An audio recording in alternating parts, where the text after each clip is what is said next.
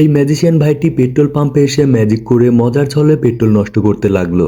আর এরকম আত্মবিশ্বাসী গলায় বলে উঠলো, আজকে পেট্রোল পাম্পের মালিককে ভিখারি বানিয়ে ছাড়বো। পাশে দাঁড়ানো তার সহকর্মী ভ্রুকুচকে বলে উঠলো, এভাবে পেট্রোল নষ্ট করে ওদের তো লস হচ্ছে, কিন্তু আমাদের কি লাভ হচ্ছে। তার কথায় যেন বাস্তবতা ধাক্কা দিল ম্যাজিশিয়ানের মনের দরজায়। এরপর ম্যাজিশিয়ানকে তার নিজের বাইকে পেট্রোল ভরতে বলে। ম্যাজিশিয়ান তখন তার বাইকে এক চমকের সাথে পেট্রোল পাম্পের দিকে পাঠিয়ে দিল।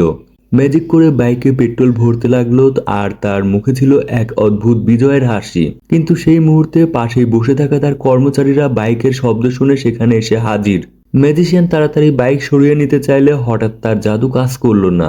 সে অবাক হয়ে দাঁড়িয়ে গেল। তার বন্ধুটি তখন চিৎকার করে বলে উঠলো, এই বাইক তো পেট্রোলে চলে, কিন্তু তুমি তো তাতে ডিজেল ভরে ফেলেছো, ইঞ্জিন তো বন্ধ হবেই।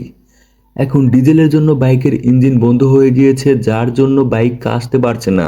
এরপর যখন তারা চুপি চুপি বাইক নিতে গেল, কর্মচারী দুজন বাইকের কাছে এসে গভীর গলায় জিজ্ঞেস করলো, বাইকের মালিক কোথায়। তাদের কণ্ঠে ছিল সন্দেহ আর রাগের ঝাঁজ। আশেপাশে গড়িয়ে পড়া ডিজেলের গন্ধে তারা অবাক হয়ে তাকিয়ে দেখলো। তখন তারা পাম্পের মিটার চেক করে দেখে কেউ 20,000 টাকার ডিজেল নষ্ট করে ফেলেছে।